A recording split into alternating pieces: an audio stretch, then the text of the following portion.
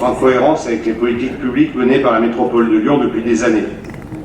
Comme précisé dans la délibération, la valeur ajoutée du STRADET réside dans son caractère, je cite, transversal et intégrateur des schémas régionaux sectoriels existants et dans sa contribution à une meilleure coordination des politiques régionales concourant à l'aménagement du territoire tout un programme.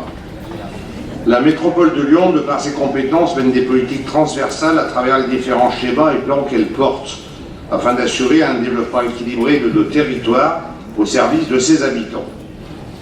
On retrouve cette logique dans le STRADET et dans sa création qui sont en cohérence avec les nôtres.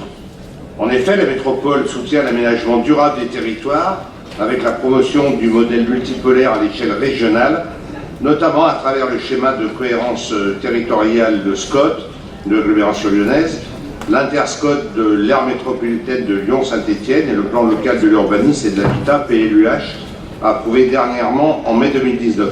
On peut penser aussi que le SCOT et l'interscot seront aussi des documents à réviser compte tenu des défis auxquels nous sommes confrontés. Cohérence aussi avec les nôtres sur la lutte contre le changement climatique, l'amélioration de la qualité de l'air, la prise en compte des défis de la transition énergétique sont autant d'éléments au cœur de nos préoccupations. Ces objectifs sont en phase avec les orientations définies dans notre SCOT, schéma directeur des énergies, SDE, et le plan climat air énergie territorial. Le plan oxygène et la mise en place d'une zone de faible émission sont des exemples concrets de cette ambition. Les enjeux relatifs à la préservation des ressources et l'économie circulaire sont également pris en compte dans le SCOT et on peut déjà l'affirmer également dans la stratégie alimentaire métropolitaine. Au-delà de ces objectifs vertueux que nous partageons, je tiens à souligner l'importance de la collaboration avec les acteurs locaux dans le cadre de l'élaboration du STRADET. Les objectifs, en effet, ne sont pertinents que s'ils sont pensés et mis en œuvre avec les acteurs concernés de chaque territoire. C'est ce que nous développons quotidiennement et on peut le dire depuis de nombreuses années.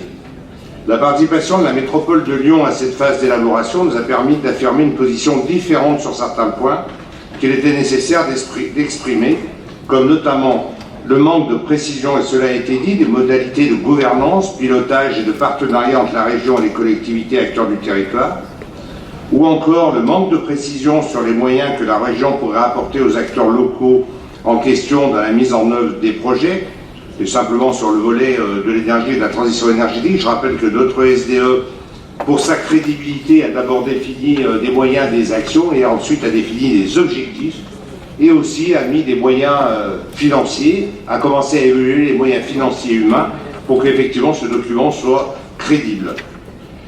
Et il manque de précision encore dans l'interterritorialité du développement des ENR. C'est aussi un volet important de notre SDE, comme la filière bois, la méthanisation ou les panneaux voltaïques solaires, dans laquelle la métropole est déjà engagée et où nous aurons nécessairement des actions communes avec l'ensemble de la région. Concernant la collaboration de la région et des acteurs du territoire, il aurait été souhaitable que le Citral soit associé à l'élaboration de ce schéma, compte tenu des nombreux enjeux relatifs à la mobilité de l'agglomération lyonnaise. Le plan de déplacement urbain devra d'ailleurs, lors de sa prochaine révision, intégrer plusieurs changements afin d'être compatible avec ce schéma. Par ailleurs, l'orientation visant à systématiser le recours au financement des collectivités concernées sans nous associer au financement des TER urbains. Si un RER à la lyonnaise est souhaitable, il ne faudrait pas se retrouver qu'un désengagement financier de la région et un report de la charge financière de financement sur la métropole. Si on est un petit peu plus micro-territoire, je pense notamment au prolongement du tram-train de Brigny à Givors, qui permettrait de désengager la ligne de la rive droite du Rhône, notamment Givors-Lyon, et d'améliorer justement les fréquences de ces trains. Et nous aurions là Givors, Brignais, Chaponneau, Saint-Paul, un deuxième axe parallèle qui permettrait de desservir une partie de l'ouest de l'agglomération, mais ce projet malheureusement est en panne depuis bien longtemps.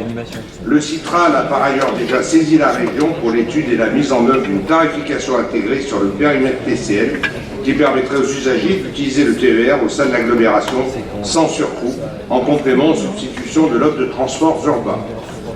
En conclusion, si globalement les objectifs du Stradet sont en accord avec ceux que nous sommes fixés dans le cadre de nos politiques, une clarification des rôles et des moyens permettant de renforcer l'engagement et l'action des acteurs impliqués dans la mise en œuvre de ce schéma est nécessaire.